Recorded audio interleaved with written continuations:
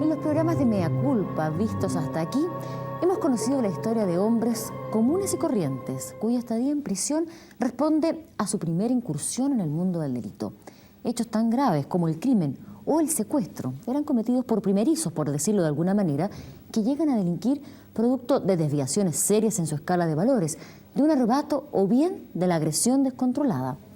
La historia de hoy es muy diferente y nos llevará a conocer ese mundo que tanto nos preocupa a los chilenos, el de la delincuencia común. Oscar Ralph, el protagonista de este Mea Culpa, es un hombre que ha permanecido largos años de su vida en prisión. Es un delincuente que aprendió desde niño a robar, a cometer asaltos e incluso llega a intentar secuestrar un avión. En definitiva, es ese tipo de delincuentes que día a día dañan a la sociedad porque hacen sentir una permanente sensación de inseguridad. ¿Cuál es el fondo de este problema? ¿Dónde y cómo nacen este tipo de delincuentes? Probablemente la historia y testimonio de Oscar Ralph nos ayuden a dilucidar algo de este oscuro ángulo del delito.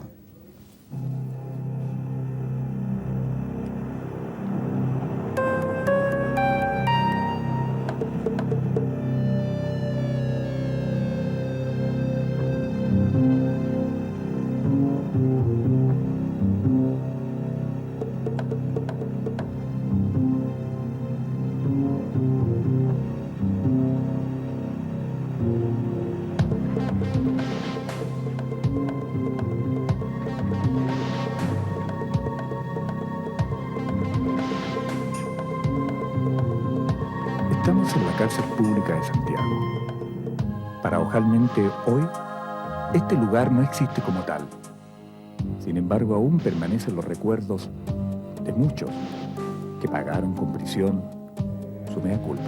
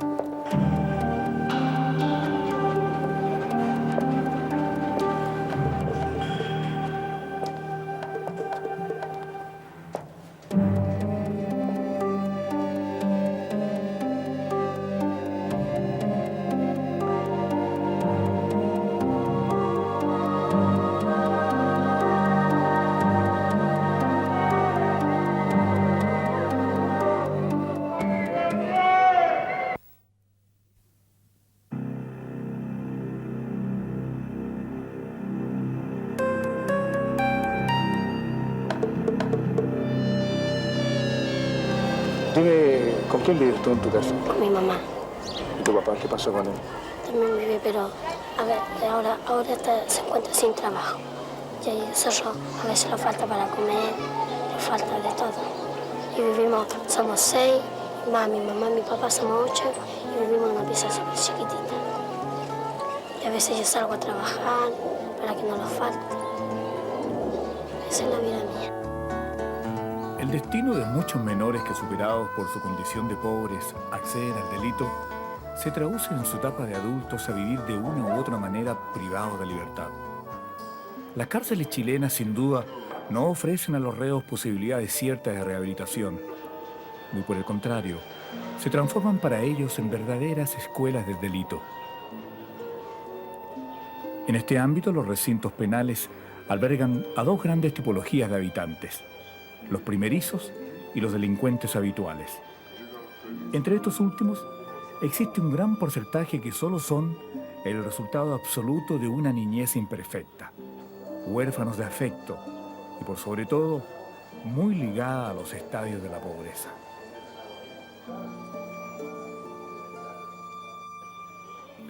La historia de este personaje quizás representa a aquellos cientos de niños olvidados de la sociedad que por alguna mala fortuna nacieron en el lado oscuro de la vida. Oscar Ralph tuvo un padre ignorado que huyó dejándole solo su apellido, y una madre que lo abandonó años más tarde en manos de una mujer extraña. ¡Oscar! ¡Oscar! ¡Oscar, te estoy llamando! ¿Y la plata, hijo? Y bueno, ¿por qué no te trajiste la plata, niña, si cada vez que yo estoy trabajando aquí todo el día? ¿Ah? ¿Qué te crees, mugre? Ya, anda a acostarte. Acuéstate. Y no te estés riendo. Así, sin ningún rasgo de espontáneo cariño, creció el pequeño Oscar. Las palabras papá y mamá nunca formaron parte de su inocente vocabulario, y sus oídos se llenaron desde muy niño solo con retos y promesas de castigo. Yo nomás no voy a hacer la que trabajo. Es difícil advertir cuánto de mágico tuvieron los sueños de este niño. Probablemente sus fantasías nocturnas guardaban más relación con un plato de comida que con un juguete. Oscar bordeaba los 7 años cuando se vio enfrentado a dilucidar sus espontáneos apetitos por la vía del ingenio. Sin duda era muy pequeño para comprender la trascendencia de su precoz figura delictiva. Todo el tiempo hice lo que yo quise. Nunca me dijeron esto es bueno, esto es malo. Y si quería iba al colegio, si quería no iba al colegio. Todo el tiempo hacía lo que a mí se me daba la real gana. En medio de un ambiente abyecto, donde los adultos se transforman en patrones de vida, continúa creciendo y desarrollando sus primeras e instintivas señales de conducta este niño solitario.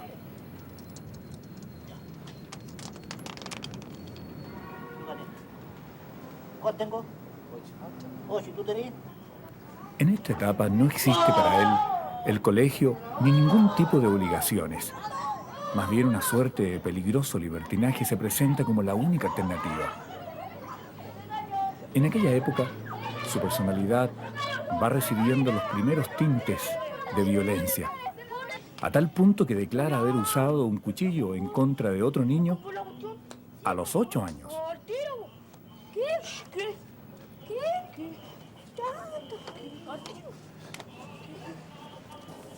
Y a la edad de 8 años más o menos,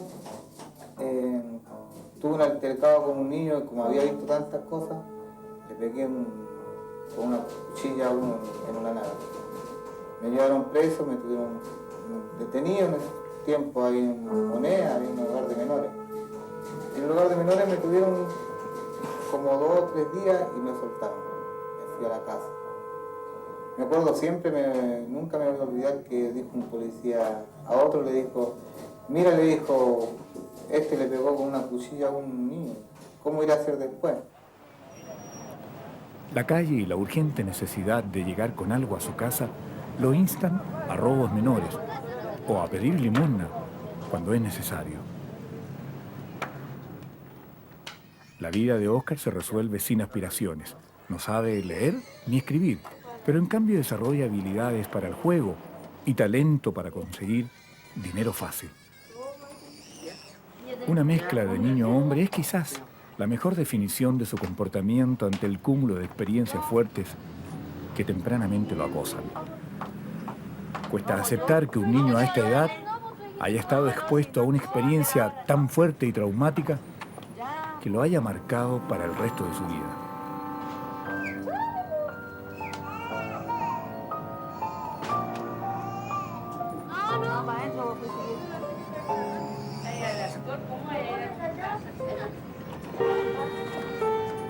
Oscarito. Oscar.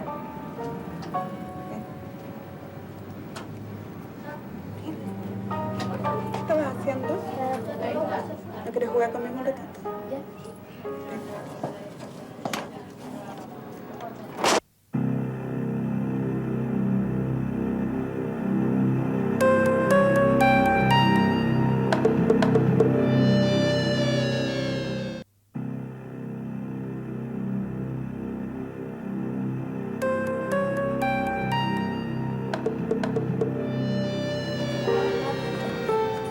Oscarito. Oscar.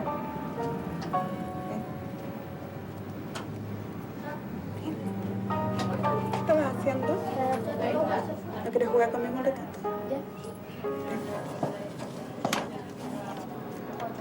vivía yo en un barrio muy malo, en Bulnes, donde había lugares de prostitutas, que eran muy conocidos. Con el transcurso del tiempo, como a los 8 años más o menos, tuve relaciones con una mujer que realmente no fue relaciones, 8 años me violó la mujer, amigo. Y de ahí en adelante empezó mi vida intelectual, como vivía con esta señora que era una anciana, tenía muchos años, ella 80 y tantos años.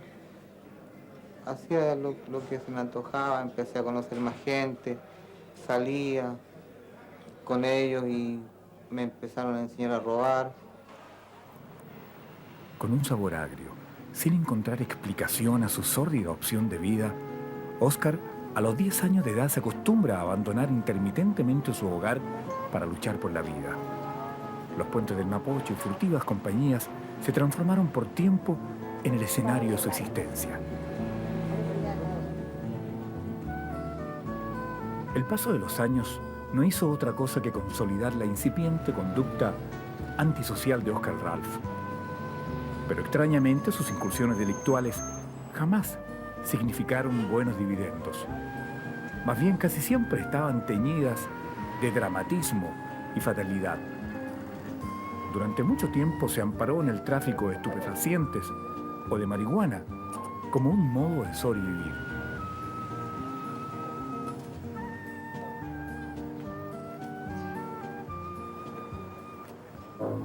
Las fechorías de moda frecuentemente tenían como adepto a Óscar Ralph.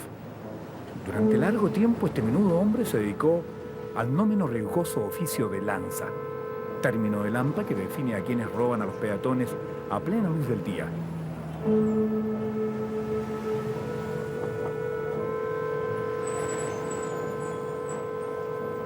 La impunidad de estos robos callejeros es bastante alta, pero a pesar de ello, Óscar Ralph en muchísimas ocasiones fue pillado con las manos en la masa.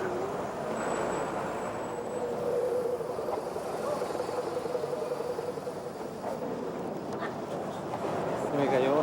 Sí, pero mira vos también. Fue así como su presencia en las cárceles de Santiago se fue transformando en un hecho recurrente. Y lo que es peor, se convirtió en un canero mediocre. Vale decir, en un tipo de delincuente que cae a menudo en prisión y por causas menores. Hice varios robos cuantiosos, interesantes, pero no tenía el apoyo de nadie, estaba solo, no era casado, así que de repente me daba lo mismo. Por ejemplo, un par de veces robé más de 3, 4 millones de pesos y me daba lo mismo, tomaba 500.000 pesos y me iba a un prostíbulo y me gastaba, qué sé yo, 500.000 pesos en una noche. Era de loco de repente, pero me lo gastaba, pues. En coca, qué sé yo, en pastillas, con las mujeres. Y si me gustaba una mujer, salía con la mujer y le compraba ropa más encima a la mujer. Durante los periodos de libertad, este delincuente va percibiendo cómo ha perdido el temor a la cárcel. Aquel proceso psicológico donde el acto punitivo del encierro se asume como habitual, genera sin duda individuos violentos, osados, capaces de llegar a extremos incalculables. Lisa y llanamente porque no tienen mucho que perder. Fue así como Óscar Ralph, cada vez que estaba en libertad, exploraba sin vergüenza en otras fases delictivas. Sus frecuentes estadías en la cárcel le permitieron conocer los secretos de los mecheros, aquellos ladrones que ejercen su oficio en las tiendas comerciales. Aquí se practican variadas estrategias, pero las más sencillas y efectivas tienen el propósito de confundir a los vendedores hasta el punto de hacerlos perder la cuenta sobre la mercadería ofrecida. Ese azul, ese 44. Y el negro que también tienes ahí abajo, si fuera posible. O sea, el azul más el negro. ¿Qué otra cosa tienes? Toda vez que se produce la ocasión, ellos esconden una prenda y muestran solo las que se van a probar. Así, ¿eh? Me voy a probar estos dos.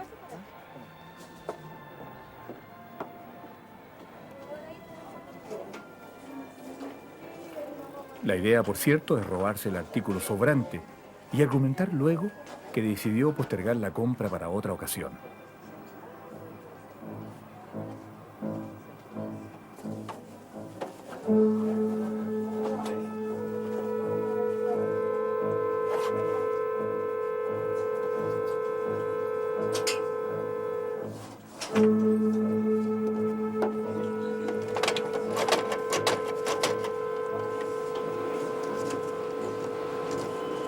Seguridad, 20, segundo piso.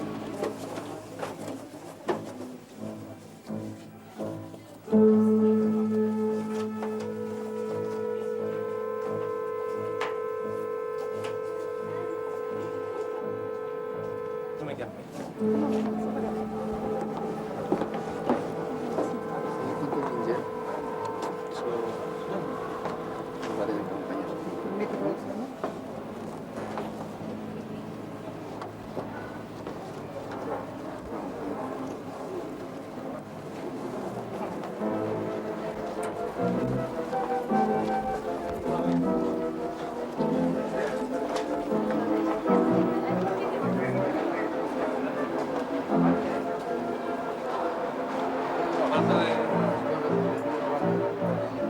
¿Qué pasó? ¿Ah? Esto. Eso se mantiene.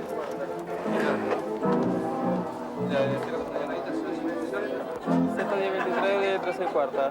¿Para tomar los datos? ¿Cómo no? Acá no se toma el titular, ¿ah? ¿Cómo no?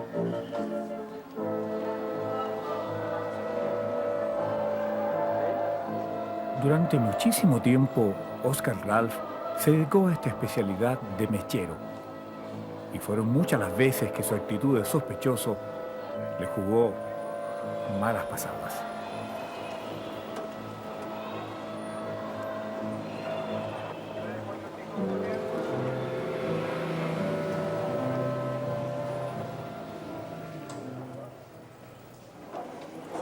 En su etapa de niño y de adolescente, él vivió frecuentemente en hogares de menores.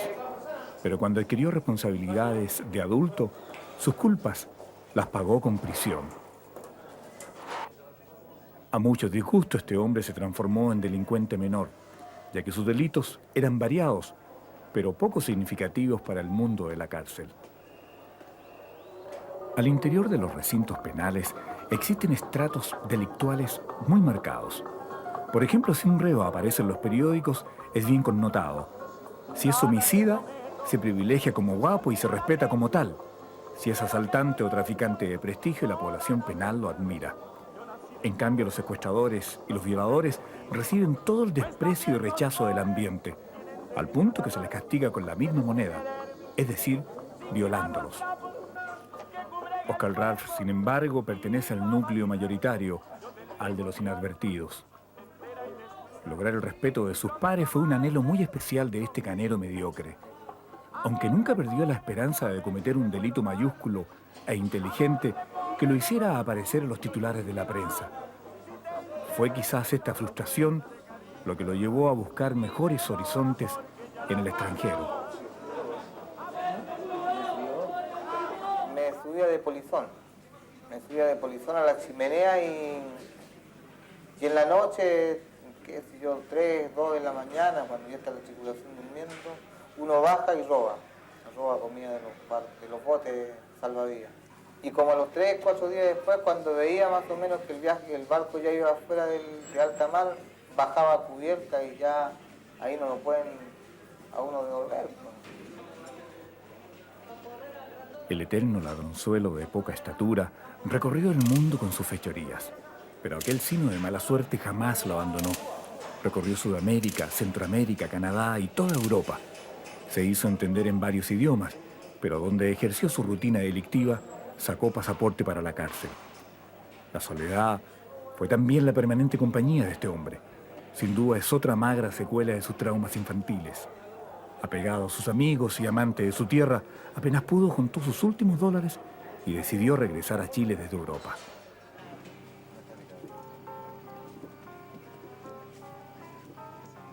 Por mal tiempo, su vuelo debió esperar una noche en Canadá.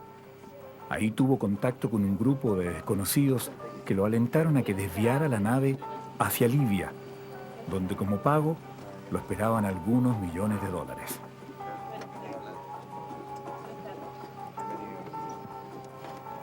El vuelo de la Canadian Pacific era directo a Santiago, y para llevar a cabo su plan, Oscar Ralph tenía en su bolso de mano una bomba. Durante la noche que estuvo como pasajero en tránsito, no pudo conciliar el sueño pensando en la trascendencia del compromiso que había adquirido. Si bien en su condición de antisocial estaba preparado para todo, no era menos cierto que secuestrar este avión lo puso demasiado nervioso. Era muy tarde para arrepentirse, y un hombre de Lampa no puede dar muestra de cobardía, de modo que unos whiskies servirían para tomar valor.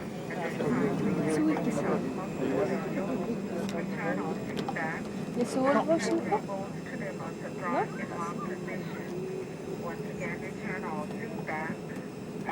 ¿Dice algo más? No, gracias.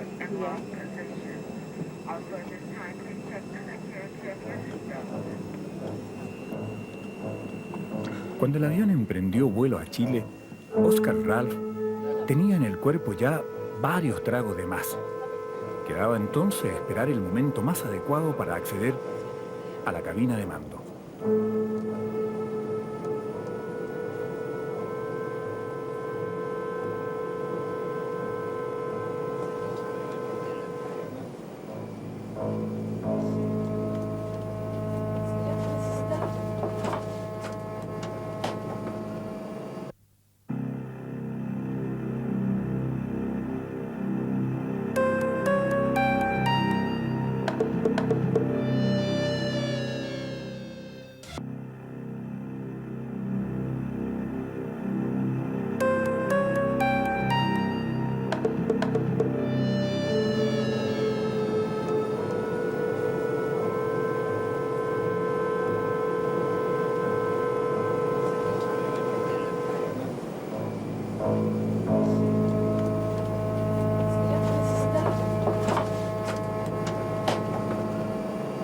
Caballero, esto es un secuestro.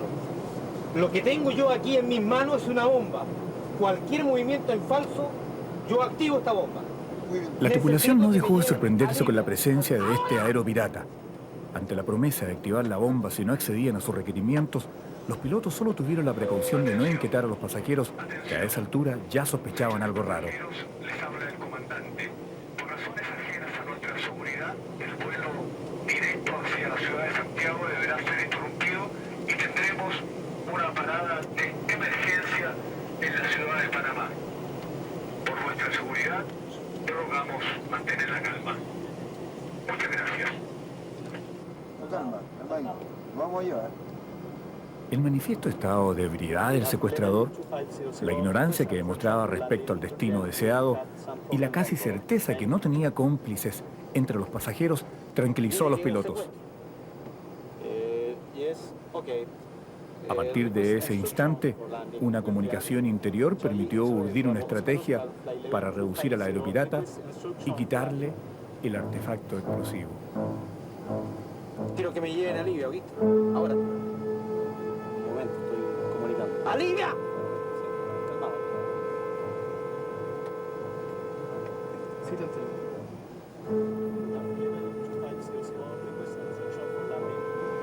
Rápido.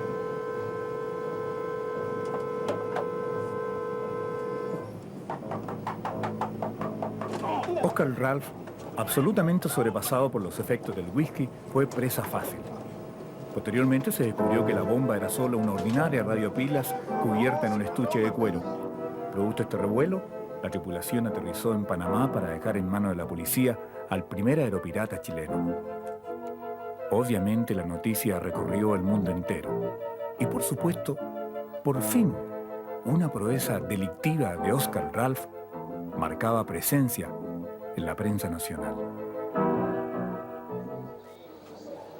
Apenas pisó tierra chilena desde Panamá, fue detenido y traído a su ya casi domicilio habitual.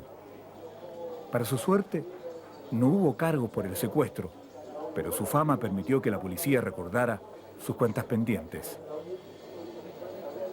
Bueno, para esto me tomé unos tragos y se me pasó la mano en los tragos. Así que cuando llegué a la cabina del piloto con una supuesta bomba, que era un bolso con una radio que llevaba yo, no me creyeron en el avión. y me redujeron los sobrecargos del avión. Me redujeron y el avión tuvo que hacer una escala técnica en Panamá. Y en Panamá me bajaron. Me tuvo el servicio de inteligencia panameño, me interrogaron como 72 horas. ¿Acaso tenía que ver con narcotráfico, con grupos terroristas, grupos políticos y todo eso? Y yo honestamente no tenía que ver con nada, si lo hacía era por todo lo que he hecho, lo he hecho en mi vida por plata y para mí solo. Y me tuvieron ahí como 3 días, después de los 3 días me mandaron para acá, para Chile. Aquí dicen, claro, hiciste sonar la prensa, qué sé yo, salí en todos los periódicos, por el AMPA soy conocido y que afuera también la gente lo conoce, inclusive los detectives me decían, bueno, ¿cómo me decían? No me puedo explicar cómo vos hiciste eso. ¿Y por qué le decían? Dejaste chico a todos los delincuentes, a todos los ladrones. No hay ninguno que haya hecho esta cuestión. Yo lo miraba y me reía, porque yo no he hecho nada. Pero el solo hecho de intentar o haber hecho esa locura en el avión, ya fui muy conocido. Luego de algunos años, su buena conducta lo benefició con salida dominical. Si su memoria no lo engañaba, sumando condena con condena, había pasado más de 15 años en la cárcel. Aquellas tardes de domingo le habían servido para reflexionar sobre eso.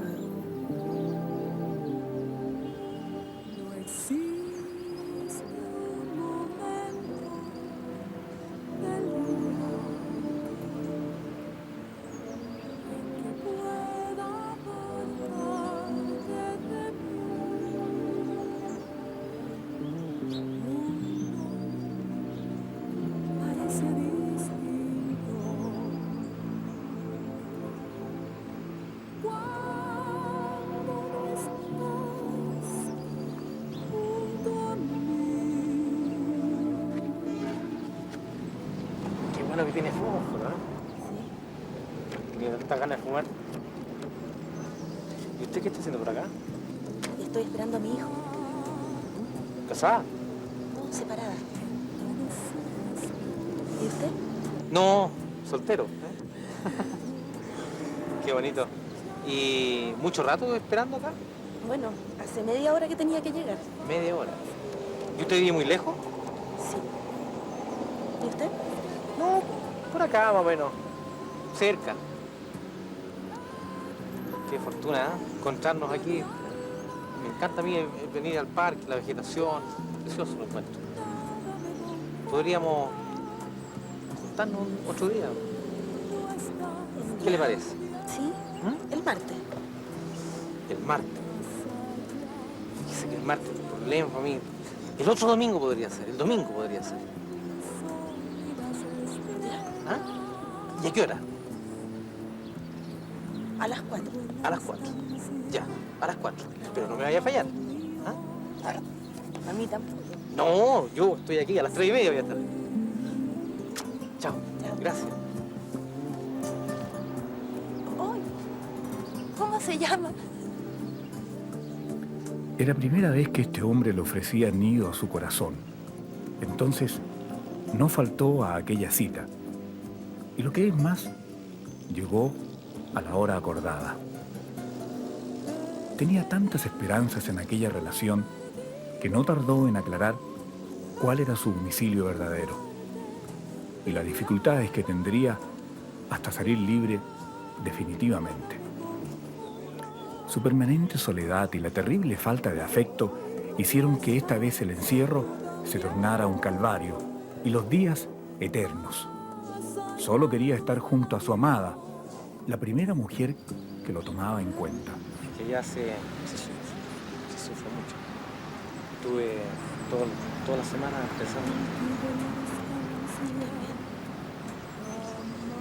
Pero bueno, tenemos que conformarnos con el puro domingo.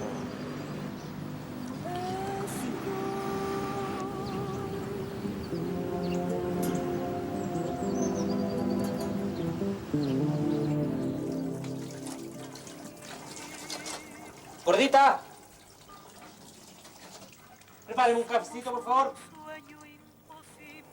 Apenas cumplió condena y pudo gozar de libertad permanente, Óscar y Ana María se unieron en matrimonio. El gran obstáculo de encontrar trabajo, con el negativo papel de antecedentes que tenía, lo superó ejerciendo como mecánico independiente. Bueno, con esa platita, más la... Su esposa cooperó haciendo pan amasado y juntos hicieron planes para olvidar el pasado. Pero para después sí. ¿Te gusta el tecito? No más y más, rico. Yo lo único que quiero es que no vuelvas a la cárcel. Nunca. ¿No me vas a dejar? Nunca.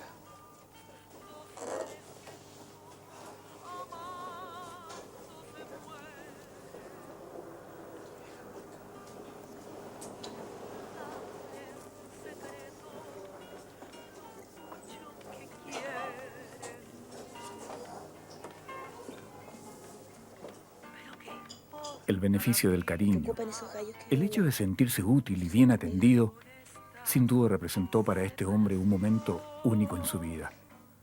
Cada día que pasaba reafirmaba el profundo significado de su cambio. ¿Qué te pasa, Óscar?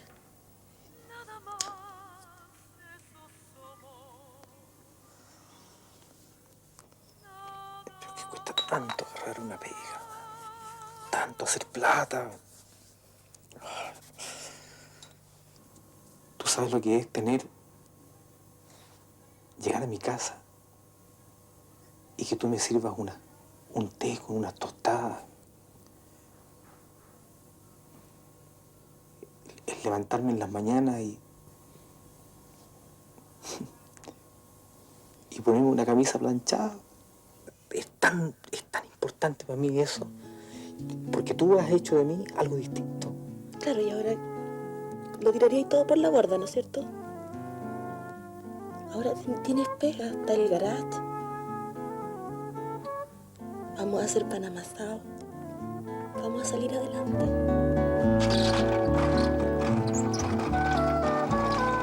Muchas veces fue sometido a pruebas en su trabajo. Ex colegas de Lampa acudían a menudo a plantearle trabajos delictivos y dinero fácil. Por otro lado, había comprendido que su núcleo de amistades eran antisociales, hecho que sin duda no podía evitar. Pero aún así jamás dudó de su nueva opción de vida. Precisamente cuando le arregló el auto a un amigo y lo vio con unos tragos de más, decidió que era mejor acompañarlo hasta su casa.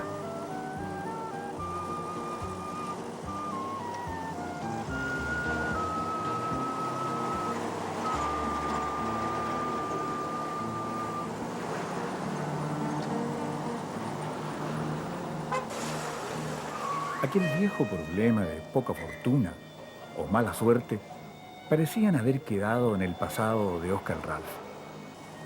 Pero cuando su amigo le confesó en pleno viaje que el auto era robado, quiso bajarse, pero fue demasiado tarde. Buenas tardes, caballero.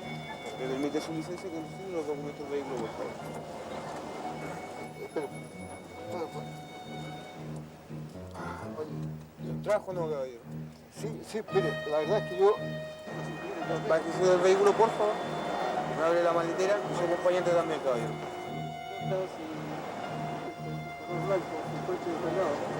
Cuya patente...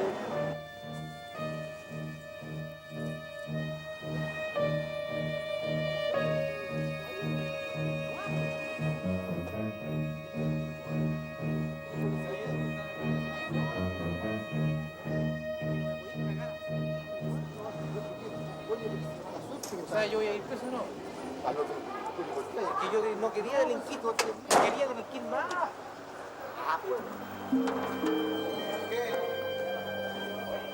Como era de esperar, con todo su historial carcelario, su calidad de ingenuo copiloto no pudo ser probada. Fue enviado a prisión como cómplice del robo del auto y hoy espera que la justicia dictamine su inocente participación en el hecho. De no ser así, la condena puede ser fuerte, ya que se califica con extrema rudeza a los reincidentes.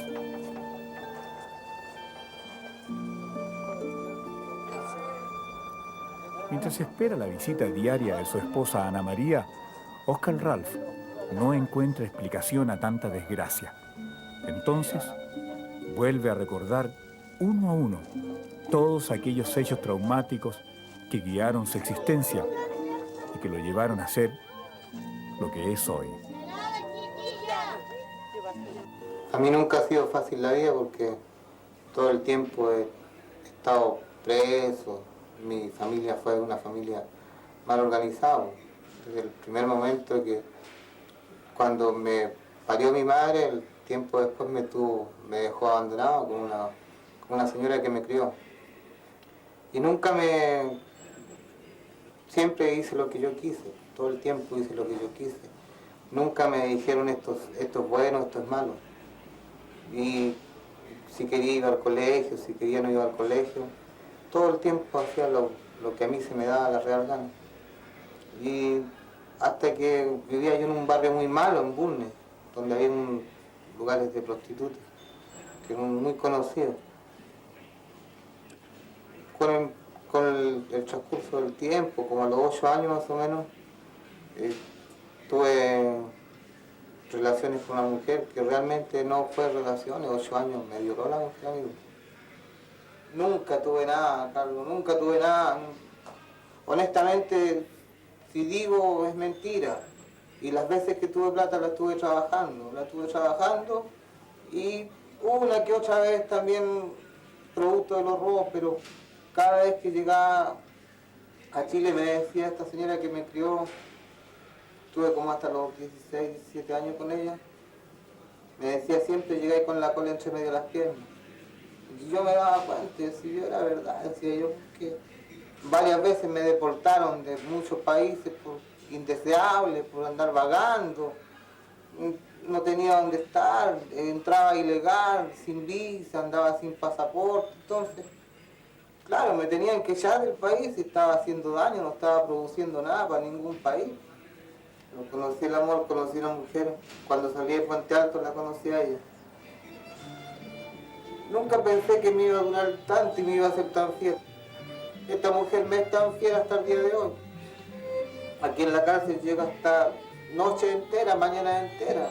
Entra 1 o 2 veces. Ha hecho lo imposible para que yo pueda salir de este lugar. Cree en mí, tiene confianza en mí. Y es la única persona que ha tenido confianza en mí y ha creído en mí. Y tiene fe y esperanza en que voy a cambiar.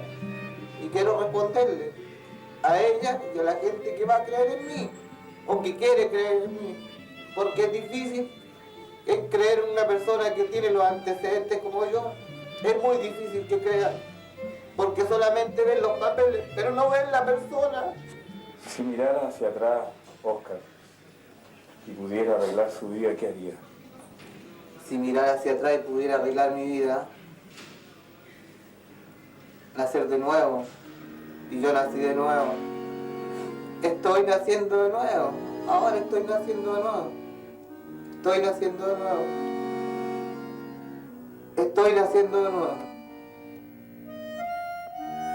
Aquella frase que dice con tanta vehemencia que el amor todo lo cambia, ha cobrado vida aquí en la penitenciaría de Santiago.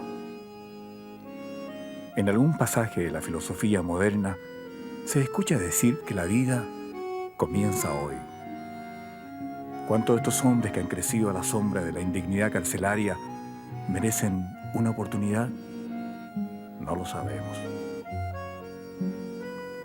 En marzo de 1993, nuevamente Oscar Ralph fue dejado en libertad bajo fianza.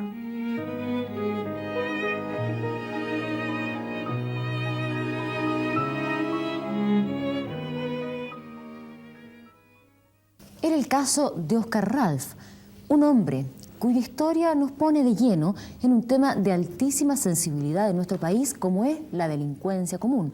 Sobre ello vamos a conversar en este panel con nuestros invitados.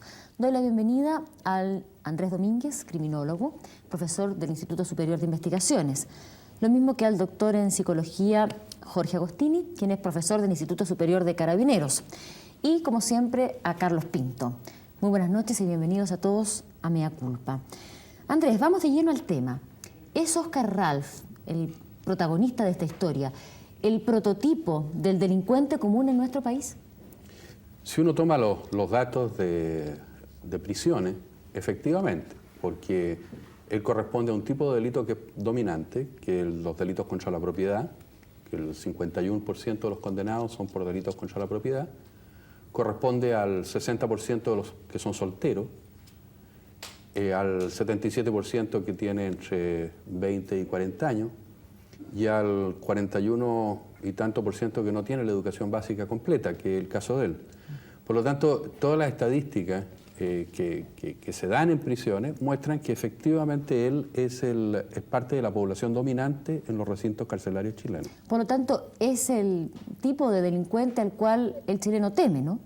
Porque es el caso de la delincuencia común, la señora que sale a la calle que cree que le pueden robar o que bien puede tener pequeños asaltos en su casa, etcétera. Exactamente, es el delito más habitual, más masivo, el hurto, el robo, la estafa, la apropiación indebida, etcétera, que son los delitos más masivos en este país, pero también el que, salvo el robo con violencia en las personas, que es bastante alto, que es un 15% de los robos, digamos, y que es el verdaderamente más peligroso, no es habitualmente, en el caso de Ralph, es un delincuente menor, como él mismo se califica, digamos, ¿no? En el sentido de que es un tipo poco espectacular, que no se pone audacias muy grandes que lo lleven, digamos, a situaciones muy riesgosas para la población desde el punto de vista de la integridad física de la población. Sin embargo, es absolutamente impredecible si una de estas personas, en determinadas circunstancias y con determinados medios, no sería capaz de pasar a la otra categoría y cometer homicidio y lesiones graves sobre las personas. Ahora, ¿es una sensación ciudadana o una realidad, de acuerdo a la experiencia de ustedes, el que la delincuencia aumenta o que es alta y que no disminuye? No, yo puedo decir las cifras que son las siguientes. En un estudio que hizo tanto Adimark, tanto como se hizo Cideplan, como lo hizo la Universidad Católica, hay dos realidades distintas. Una es la sensación, es como que estuviera aumentado. O sea, la sensación por efecto de la publicidad que se da a conocer tras los medios de comunicación, eso efectivamente hay una sensación como que toma. Pero en términos de cifras reales, el año peor en cuanto a incidencia de este tipo de actividades criminales es el año 85. Sin embargo, nosotros hoy día tenemos la percepción social de que estuviera ahí un aumento. O sea, en términos de cifras reales no es así. Tampoco Santiago es la ciudad más peligrosa comparativamente con Concepción y Viña del Mar, por ejemplo. Ah, ¿cómo así? No, sorprendentemente no hemos encontrado con cifras en mano que en términos comparativos al número de habitantes que hay, Santiago es la tercera ciudad dentro de Chile. Andrés, ¿qué relación es la que hay entre el fenómeno de la pobreza y la delincuencia? Hay una relación estadística genérica por razones obvias, porque hay mucha gente pobre y entonces se tiende a decir es causa, pero no es causa, no hay tal, digamos. Y en esto hay que ser bien preciso. Nosotros en un programa anterior, el programa llamado La Platina, hay una recreación de un robo de una bicicleta. Bueno, nosotros en ese programa lo que estábamos haciendo era transmitir el mea culpa de los autores de un horrendo crimen. Y ellos trataron en un momento en el proceso, y lo plantearon en el proceso, de señalar que esto se había desencadenado por el robo de una bicicleta. Y así está contado en la historia finalmente que y se así da aparece contado porque es el relato de ellos, digamos, y que está en el expediente así, y hay antecedentes policiales incluso de que habría habido algo como eso.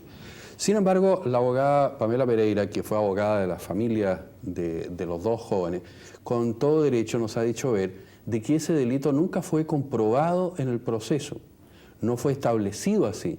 Fue un alegato que se dejó a un lado después, y es bueno que se sepa que esos muchachos nunca fueron formalmente acusados de robo en el proceso y no fueron condenados por eso, en primer lugar porque ya estaban muertos, no podían ser condenados, pero además porque no hubo una prueba suficiente que los inculpara de eso.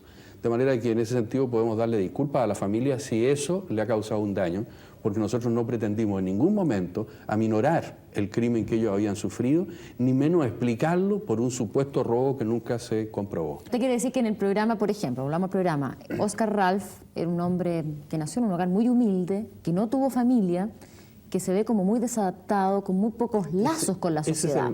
Ese es el fenómeno. En el caso de Ralph, es obvio la depresión, lo que se llama la sombra de los edificios altos, que están los estudios de MIT, de Harvard, de diferentes universidades americanas, que traen consigo, digamos, el desarrollo de un sector de la ciudad, trae consigo la depresión de otra, que queda como sombra.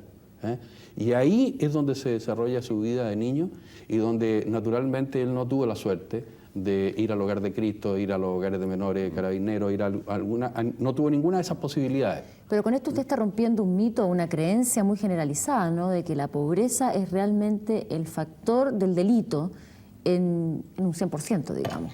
En nuestra investigación concordamos absolutamente y plenamente con eso también. O sea, el factor de la pobreza no es en absoluto causa del delito, como tampoco se correlaciona el hecho de que aumente en un momento determinado la desocupación, tampoco tiene relación con los delitos. O sea, los delitos son independientes de estas variables. ¿Ni siquiera es un factor importante? En el caso de desocupación, no. En el caso de la pobreza, sí. Carlos, hay otro mito, otra cosa que siempre sabemos, pero que nunca tal vez la tratamos en profundidad, y es esta frase de que la cárcel es la escuela del delito. Usted lo señala en el programa, ¿no? Como que Ralph aprende en la cárcel a perfeccionar las burdas técnicas que él tenía en un principio para poder robar, por ejemplo. ¿Qué nos puede contar más a fondo sobre esta realidad? Bueno, yo percibo que en las cárceles se van formando determinados estatus, al igual que en una población común y corriente. De manera que lo que estabas planteando, Jorge, en términos de que la gente busca realizar o aparecer en los periódicos, eso se da permanentemente al interior de la cárcel. Al interior de la cárcel, ¿no? ¿Quieren aparecer los delincuentes? Para ellos es de vital importancia aparecer en los periódicos o consumar un hecho delictivo que lo prestigie al interior de la población. No sé a qué obedece psicológicamente ese fenómeno, pero eso existe. Y también existe por lógica, también por la situación de hacinamiento en la que ellos viven, de una transmisión de conocimiento. El tipo que entra por robo aprende a ser mechero, el que es mechero aprende a ser monrero. O sea, se transmite una experiencia que más tarde, ante la falencia de trabajos, cuando ellos están en el exterior, en libertad condicional, se ven obligados a usar. Yo tengo en mis manos estas hojas que, ¿no es cierto?, es un legajo que obedecen exactamente al certificado de antecedente del personaje en cuestión. Entonces yo me pregunto qué posibilidades tienen estos individuos de no caer en la red de la delincuencia como la única alternativa que se les presenta. Interesante esa pregunta, porque yo creo que nuestros especialistas pueden hablar de ello, ¿no? Claro, yo creo que en el caso de Ralph, obviamente la soledad, el aislamiento, la pobreza de su educación, que es mínima, digamos, que apenas sabe leer y escribir, si es que lo sabe. Todo ese tipo de circunstancias lo hacían muy inválido frente a una sociedad, digamos, y muy incapaz, digamos, de nada. Bueno, él en la medida que de pronto descubre un amor, una pareja, y esa pareja lo quiere bien, comienza a crear una familia. Y yo creo que, aunque por los sectores llamados progresistas de esta sociedad, digamos, la familia pasa a ser una especie de cosa antigua, que está para las vitrinas, digamos, yo tengo que decirle que no, que están equivocados, que ellos no serían nada sin la familia que los crió, digamos, y los formó, y que no se autoatribuyan con tanta pretensión sus ideas y sus valores, porque se lo heredaron de sus padres, aunque no lo quieran, porque en los 3 primeros años de vida no eran izquierdistas, eran niños nomás, y ahí se los crearon y ahí se los incorporaron. Entonces, en el caso de Ralph, ahora él está creando una familia, y esa familia creo que es muy importante. Él está creando una familia y, como bien lo plantea Andrés, creo que esta pseudo-rehabilitación, entendámosla en este proceso, él está recién saliendo de la cárcel, está manifestando intenciones de generar una familia que nunca tuvo. Esa falta de cariño, esa falta de afecto, se viene a traducir en forma tardía en el encuentro con una esposa. Y yo debo advertir que en este sentido están sucediendo cosas bastante sintomáticas, que ojalá se proyecten con mayor frecuencia en el tiempo. Y es, por ejemplo, que aún teniendo un papel de antecedentes tan cargado como el que yo tengo en mi poder, ¿no es verdad?, logró sacar una licencia para conducir. Logró dar confianza para que hoy día pueda manejar un taxi y administrar otros. Le ha puesto un pequeño almacén a su esposa. Vale decir, como tiene proyecto de vida bastante sano. Y mi pregunta, al fragor de esta inquietud periodística, es saber cuál es el proyecto como individuo, qué permanencia en el tiempo puede tener esta rehabilitación. En la medida que él logre realmente encontrar este afecto, este amor, y lo logra a su vez mantener y desarrollar, obviamente que va a poder proyectarse también, como se ve en la práctica, en el trabajo, y él ya de alguna manera habría incorporado nuevas normas morales y éticas que le va a permitir justamente readaptarse a nuestra sociedad, y diría como que la probabilidad en este aspecto sería muy buena. Pero eso no se puede generalizar. En nuestra entrevista que hemos hecho en profundidad con algunos otros, digamos así, prisioneros que hoy día, incluso desgraciadamente, están en la calle, ellos en cambio han manifestado que van a continuar delinquiendo porque es un buen modo de ganar plata fácilmente, que es un tema que también hemos tocado aquí. O sea, ellos no han asimilado que esta adaptación social también hay ciertas normas y éticas y valores, sino que ellos consideran que ganan mucho más robando, aun cuando asuman este riesgo y van detenidos, que el hecho de acomodarse a la sociedad, que significa eventualmente ganar menos, pero con una cosa absolutamente tranquila, con participación, etcétera. Bien, como ustedes ven, estamos terminando ya estas reflexiones de Mea Culpa. Quiero agradecer, como siempre, a nuestros invitados que nos hayan acompañado en esta oportunidad. Decirles a ustedes que este programa nos parece de mucho interés, porque ciertamente toca uno de los temas más sensibles para la población de nuestro país, el de la delincuencia. Y nunca estará de más conocer, en parte aunque sea, cuáles son los factores que motivan a un ser humano, a cualquiera de nuestros compatriotas, de repente a cometer delitos que tienen muchas veces extremada gravedad además. Queremos agradecer su sintonía e invitarlos el próximo miércoles a otro Mea Culpa. Muchas gracias y muy buenas noches.